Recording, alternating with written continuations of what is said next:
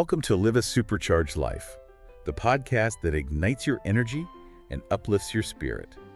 This is your go-to space for navigating love, relationships, and personal growth. Hey there, deep divers. Ready for another deep dive? Let's do it. Awesome. Today we're driving into the world of relationships. Oh, relationship? Romantic and friendships, though sometimes choppy, sometimes sparkling waters. You know what I mean? We asked you to send in some articles and you did not disappoint. Lots of insightful stuff about how to know when a relationship's in trouble and how to figure out how to navigate those tricky situations. Yeah, how to deal with the rough waters. Exactly. So are you ready to get real? Absolutely. Let's unpack some key takeaways from those articles. Okay, so one thing that really jumped out at me was this idea of pre-breakup grief. Have you ever felt that? Like that nagging feeling that something is just off in a relationship, even if things seem okay on the surface. Yeah, it's like a sense of unease, like your intuition is trying to tell you something. Exactly. It is fascinating, isn't it?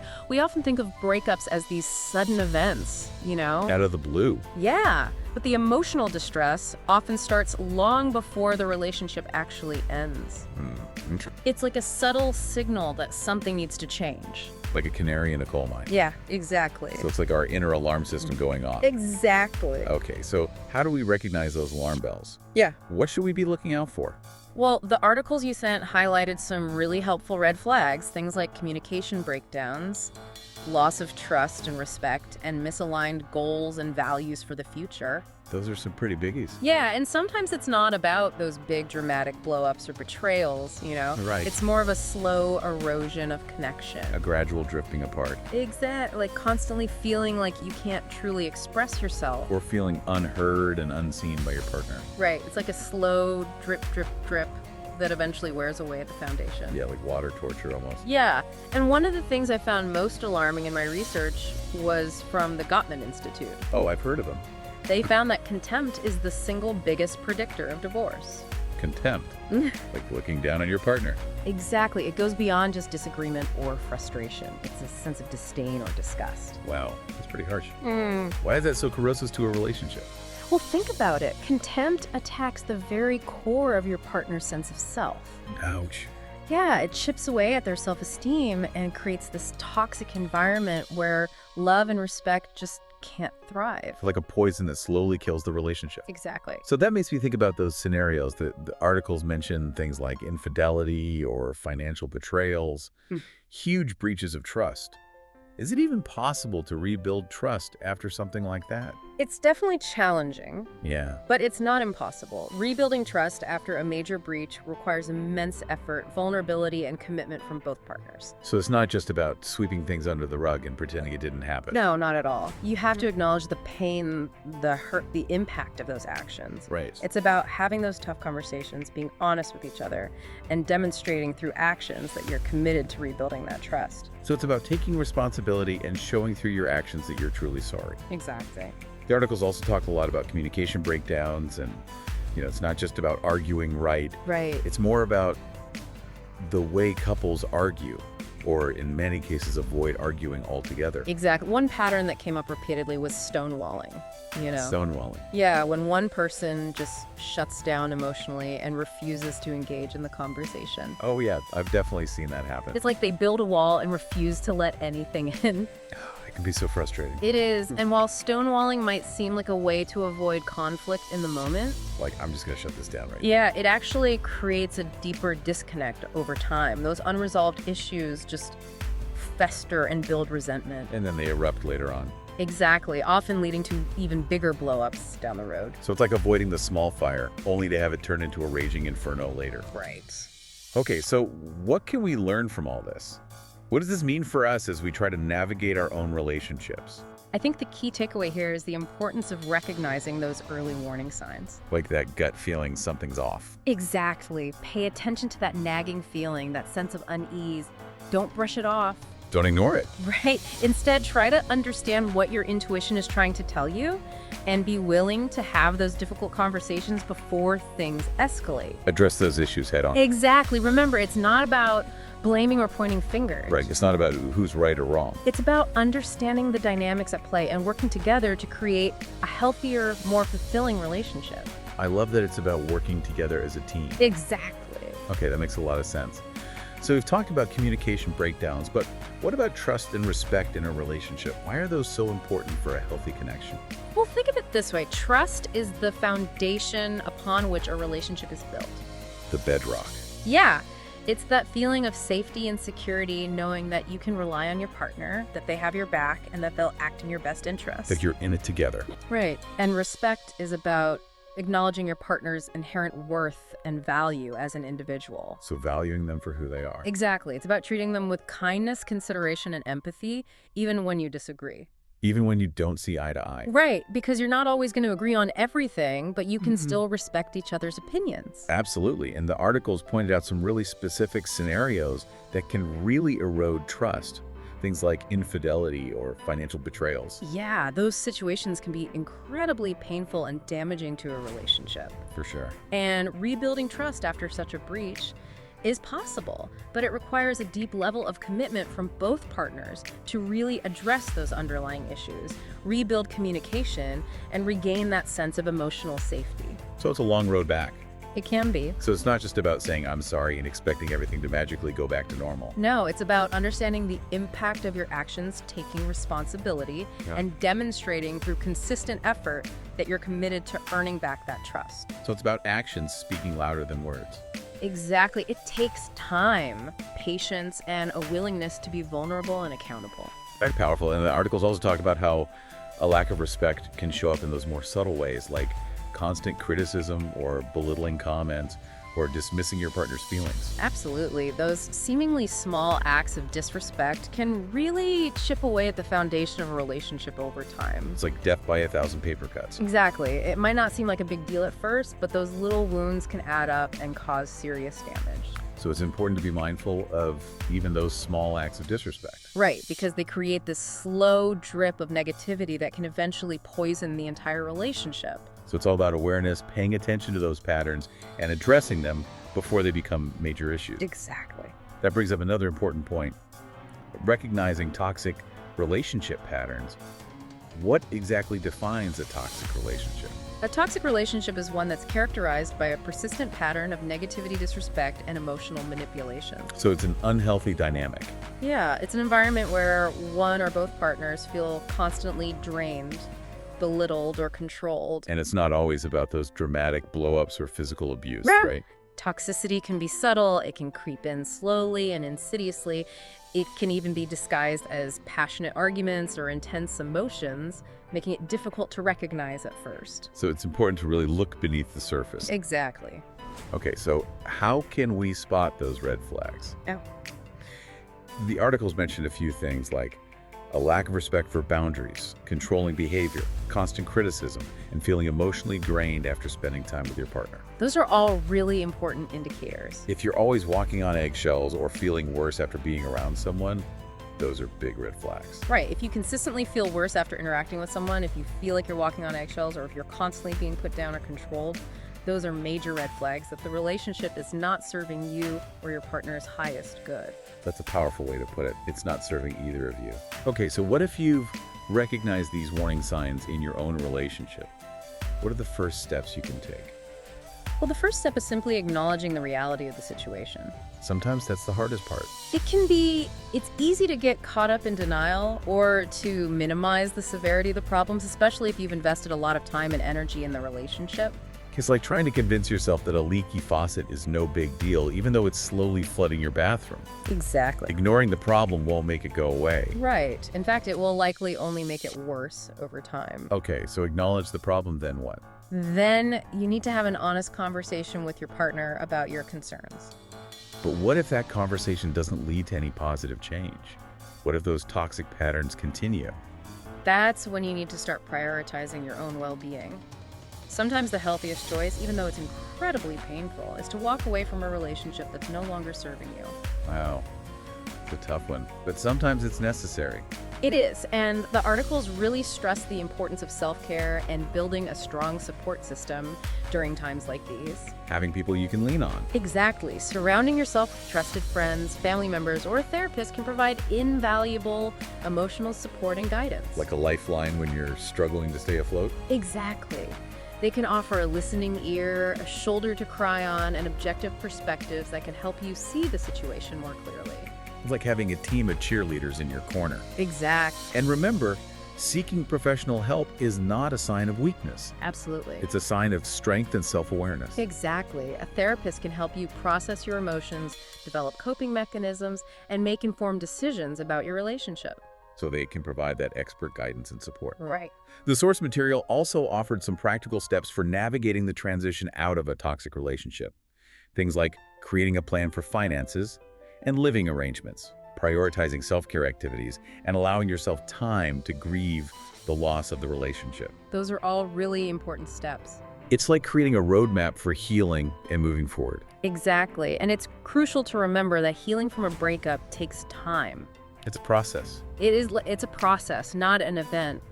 Be patient with yourself, allow yourself to feel your emotions fully, and don't hesitate to reach out for support when you need it. That's such an important reminder. It is. Ending a toxic relationship, while incredibly difficult in the moment, can ultimately be a liberating and empowering experience. Absolutely. It's like closing one chapter to begin a new, more exciting one. And that new chapter can be filled with joy, love, and authentic connection once you've healed and learned from the past. That's a beautiful way to put it. It's about opening yourself up to new possibilities and creating space for healthier, more fulfilling relationships in the future. Exactly. And speaking of which, let's move on to another crucial aspect of relationships that the articles touched upon: values and goals. How important is it for partners to be aligned on these fundamental aspects of life? This is where things can get really interesting. Ooh, I like where this is going. Now, while it's great to have shared interests and hobbies, it's even more crucial to be aligned on those big picture values like finances, religion, parenting styles, and overall life goals. It's about being on the same page about the things that really matter. Exactly. One article cited a pretty alarming statistic. Couples with money disagreements are 47% more likely to divorce. Yeah, think about it. Money is often tied to our deepest values and anxieties. If couples aren't on the same page about how to earn, spend, and save it, can create a constant source of tension and resentment. It's like trying to paddle a canoe in two different directions. You'll just end up going in circles. Exactly. And it's not just about money. Right. Differing views on religion, raising children, or even where you want to live can create fundamental rifts in a relationship. Yeah, those are biggies. These differences don't automatically doom the relationship. Okay, good to know. But they do require open and honest communication, a willingness to compromise, and a genuine effort to understand and support each other's evolving needs and aspirations. So it's about recognizing that a relationship is a living, breathing thing that needs to adapt and grow alongside the individuals within it. Beautifully put. Now let's turn our attention to a topic that can be particularly challenging: building the courage to move on. You know, acknowledging that a relationship is no longer healthy or fulfilling is one thing, but actually taking the steps to end it, whether it's a romantic partnership or a friendship, can be incredibly difficult. Oh, absolutely. It's like knowing you need to jump off a cliff, but being paralyzed by fear. It's often a heart-wrenching decision filled with mixed emotions: sadness, guilt, fear of the unknown. It's natural to hesitate and question yourself, especially if you've invested a lot of time and emotion into the relationship. Yeah, it can be so hard to let go. It can. So how do we find that courage to move on? The source material emphasized the importance of self-care and surrounding yourself with a supportive network during those challenging times. What are some specific things people can do to take care of themselves during a breakup? Leaning on trusted friends, family members, or a therapist can provide invaluable emotional support and practical guidance. Having that support system is so crucial. They can help you process your feelings, make difficult decisions, and navigate the logistical aspects of ending the relationship. So it's not just about emotional support, but also practical help. Exactly. And they can also offer a much-needed dose of perspective when you're feeling overwhelmed or lost in your own emotions. They can remind you of your worth, your strengths, and your capacity for love and happiness, even in the midst of heartache. Precisely. They can be your anchor, your safe harbor in the storm. And speaking of safe harbors, setting clear boundaries can be another crucial form of self-care, especially during a separation or breakup. Boundaries are like those invisible fences that protect your emotional and mental well-being. Exactly. They define what you're comfortable with and what you're not, what you're willing to tolerate and what you're not. It's about setting those limits and protecting yourself. Right. And it's important to remember that boundaries are not selfish or mean-spirited. No, they're about self-respect. Exactly. They're a form of self-respect and self-care. They allow you to protect your energy, your time, and your emotional space. So how do you actually set boundaries, especially during a breakup? It can feel so awkward or confrontational, especially if you're not used to doing it. The first step is to identify your needs and limits. What are you comfortable with? What are your deal breakers? What behaviors or actions trigger you? So getting really clear on what you will and won't accept. Exactly. Once you've identified your boundaries, it's important to communicate them clearly and assertively to the other person. But how do you do that without sounding aggressive or demanding? It's all about how you communicate those boundaries, you know? So it's not about being aggressive or demanding, but about expressing your needs in a calm and respectful way. Exactly. Use I statements to focus on your own feelings and experiences, for example. Instead of saying, "You're always interrupting me," you could say, "I feel frustrated when I'm interrupted. Could you please let me finish my thought?" Ah, that makes sense. It's about owning your feelings and communicating them in a way that invites understanding rather than defensiveness. Exactly. And remember, setting boundaries is an ongoing process. It is. You might need to reinforce them repeatedly, Yeah. especially with people who are used to getting their way or who have a hard time respecting boundaries. It's like putting up a fence and suddenly realizing that some people were used to walking right through your yard. That's a great analogy. But remember, you have the right to protect your space, Yeah. your time, and your emotional well-being. And sometimes setting boundaries means distancing yourself from people who consistently disrespect them. Sometimes you have to create that distance. Right. It's about choosing to surround yourself with people who value and respect you, who support your growth, and who contribute positively to your life. And those are the kinds of relationships that are truly worth investing in. That's a great point to transition to the next part of our conversation. The articles you provided included some fascinating statistics about boundaries, especially during breakups. Are you ready to dive into those numbers? Absolutely. Let's see what those stats reveal about the challenges and triumphs of setting boundaries during those difficult transitions. One statistic that really jumped out at me was that 80% of people find it difficult to set boundaries during a breakup. 80%. Wow, that's a huge number. Yeah. Why do you think so many people struggle with boundaries in those situations? Well, breakups are often emotionally charged, you know? Yeah, for sure. There's hurt, confusion, maybe even a sense of desperation to hold on to the connection. You're not thinking clearly. Exactly. It can be really tough to think clearly or assert your needs effectively when you're caught up in that emotional whirlwind. They're trying to build a sandcastle in the middle of a hurricane. Exactly. Another stat that stood out was that 64% of people prioritize rediscovering themselves and setting limits after a split. So it's almost like a wake-up call. Yeah. A chance to reclaim your own identity and figure out what you truly want and need in a relationship. Precisely. It's a time for self-reflection, for sealing, and for establishing those healthy boundaries that will protect you moving forward. And speaking of understanding your own feelings, another statistic revealed that 75% of people struggle with articulating their emotions to their ex during a breakup. Yeah, that makes it such an emotional time. Right. It can be hard to even put those feelings into words, It is. especially when you're also trying to navigate the logistics of ending the relationship. Absolutely. It's important to give yourself time and space to sort through those emotions before trying to communicate them to your ex. But here's the encouraging part. Those who successfully set boundaries report a 70% reduction in anxiety and fewer communication issues with their ex. Wow, so it really does make a difference. It does, and 90% consider boundaries crucial for healing and growth after the split.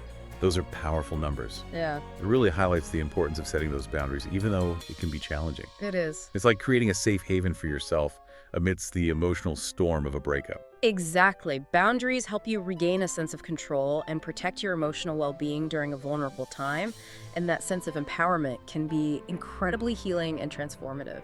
It's about taking back your power. Exactly. Even in the midst of a difficult breakup, those articles stress the importance of striving for forgiveness and open communication. Is that really possible, especially when there's been a lot of hurt and resentment? It's definitely not easy, but I believe it's worth striving for. Forgiveness doesn't mean condoning hurtful behavior or pretending that nothing happened. Right. It's more about finding a way to release the grip of resentment and anger so that you can move forward with a lighter heart. It's like choosing to untie a knot that's been binding you to the past, allowing you to finally break free and move forward. Beautifully put, and while it might not always be possible to have a perfectly amicable parting, especially if there's been significant betrayal or hurt, striving for open and honest communication can help create a more peaceful resolution. It's about finding a way to communicate respectfully, even in the midst of all those difficult emotions. Right.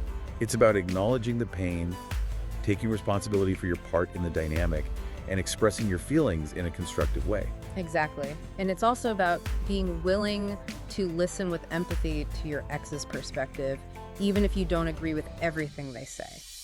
So it's about trying to see things from their side, even if you don't fully understand or agree with it. Right. It's about finding a way to honor the relationship, even as you're saying goodbye. That's a really beautiful way to put it. Mm. You know, all this talk about boundaries during breakups made me realize that boundaries are essential in all relationships, not just romantic ones. What are your thoughts on that? Absolutely. Boundaries are crucial for healthy interactions in any relationship with friends, family members, colleagues, even acquaintances. So it's not just about romantic relationships. No, not at all. It's about setting those healthy boundaries in all areas of our lives. Exactly. Think of boundaries as those invisible fences that protect your emotional and mental well-being. They define what you're comfortable with and what you're not, what you're willing to tolerate and what you're not. It's about having those clear lines. Right. And remember, boundaries aren't about being selfish or controlling. It's not about trying to control other people. No, it's about respecting yourself and ensuring that your needs are met in a way that feels safe and healthy for you. But sometimes it feels awkward or even confrontational to set those boundaries, especially if you're not used to doing it. How do you even begin to set boundaries effectively? Well, the first step is to identify your needs and limits. Ask yourself, what am I comfortable with? What are my deal breakers? What behaviors or actions trigger me? So getting really clear on what you will and won't accept in your relationship. Precisely, and then communicating those boundaries in a clear and assertive way. This doesn't mean being aggressive or demanding. It's about expressing your needs in a calm and respectful manner. Using I statements to focus on your own feelings and experiences, for example, instead of saying, "You're always late." You could say, "I feel disrespected when I'm left waiting. Could you please make more of an effort to be on time?" I love that example. It's about owning your feelings and communicating them in a way that invites understanding rather than defensiveness. Exactly. And remember, setting boundaries is an ongoing process. It is. You might need to reinforce them repeatedly, especially with people who are used to getting their way or who have a hard time respecting boundaries. It's like putting up a fence and then realizing you need to reinforce it regularly to keep those boundary crossers out. That's a great analogy, and it's important to be prepared for some pushback or resistance. Not everyone will be thrilled when you start setting those boundaries, especially if they're used to benefiting from your lack of them. It's like those people who are used to walking right through your yard before you put up that fence. Exactly, but remember, you have the right to protect your space, your time, and your emotional well-being, and sometimes setting boundaries means distancing yourself from people who consistently disrespect those boundaries. It's about choosing to surround yourself with people who value and respect you, who support your growth, and who contribute positively to your life. And those are the kinds of relationships that are worth nurturing and cherishing. You know, we've talked a lot about the challenging aspects of relationships, the breakups, the boundaries, the need to sometimes walk away. But what about the positive side? What are some of the key ingredients that make for a truly healthy and fulfilling relationship? That's a great question, and one that deserves some dedicated exploration. Let's shift our focus to those positive dynamics that can help us create more joyful and meaningful connections. It feels like we've really gone deep, haven't we? From those red flags and breakups to boundaries and moving on. But amidst all that, I think it's really important to remember that relationships can be incredibly rewarding. They can enrich our lives in so many ways. They really can. Despite all the challenges and complexities we've talked about, relationships are at the heart of what makes life meaningful. They provide us with love, support, companionship, a sense of belonging. So true. So where do we even begin? What are the essential elements of a truly healthy and fulfilling relationship? Well, one of the most fundamental ingredients is open and honest communication. Yeah. We've touched on this a bit already, but it really can't be overstated. Communication's key, right? Absolutely. Being able to express your thoughts and feelings openly and respectfully, and truly listening to your partner's perspective without judgment, that's essential. It's like creating that safe space where both partners feel heard, seen, understood. Exactly. And along with communication, mutual respect is paramount. Respect for your partner. Exactly. It's about valuing your partner for who they are, appreciating their strengths, accepting their imperfections. We all have them. We do. And remember, respect isn't just about what you say, it's also about how you act. How you treat each other. Right. It's about showing consideration for your partner's feelings, needs, and boundaries. And speaking of needs, I think it's important to acknowledge that each person in a relationship has their own individual needs and desires. Absolutely. And a healthy relationship allows space for those individual needs to be expressed and met. You need your own space sometimes. Exactly, whether it's spending time alone, pursuing hobbies, connecting with friends outside the relationship. It's about recognizing that you're two whole individuals coming together to create something beautiful. Yes, But you don't have to lose yourself in the process. that's such a great point, and that brings us to another vital ingredient: shared values and goals. Being on the same page. Right, it's much easier to navigate life's ups and downs when you and your partner are fundamentally aligned on the big picture stuff, your core values, your beliefs, your aspirations for the future. It's like having a shared compass that guides you in the same direction, even when the path gets a little bumpy. Exactly. Now, no relationship is perfect, and there will inevitably be times when conflict arises. Disagreements are going to happen. They are, but it's how you handle those disagreements that can make all the difference.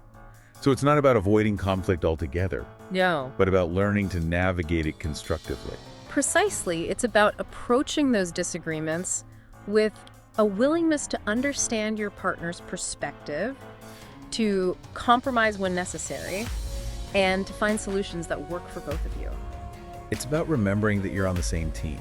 Yes. Even when you're disagreeing, you're not trying to win or prove the other person wrong. Right. You're working together to find a resolution that strengthens a relationship. That's so important, and let's not forget about the power of fun and laughter. Oh, yes, we need that. Life is too short to be serious all the time. Sharing joyful experiences, laughing together, simply enjoying each other's company can go a long way toward creating a strong and vibrant connection. Those lighthearted moments are so important. They're like little sparks that keep the flame of the relationship burning bright. I love that. And one final ingredient I'd like to add is appreciation. Oh, appreciation is so important. Taking the time to express gratitude for your partner, to acknowledge their efforts, and to let them know how much you value them can have a profound impact on the health and happiness of the relationship. Absolutely. It's about making your partner feel loved, cherished, appreciated. You know, as we wrap up this deep dive, I'm struck by how much wisdom and insight we've gained from those articles. It's clear that relationships are complex. They require ongoing effort, communication, and a willingness to learn and grow. I completely agree, and I think it's important to remember that we're all works in progress when it comes to relationships. We're always learning. We're all constantly learning and evolving, and there's always room for improvement. That's a great reminder.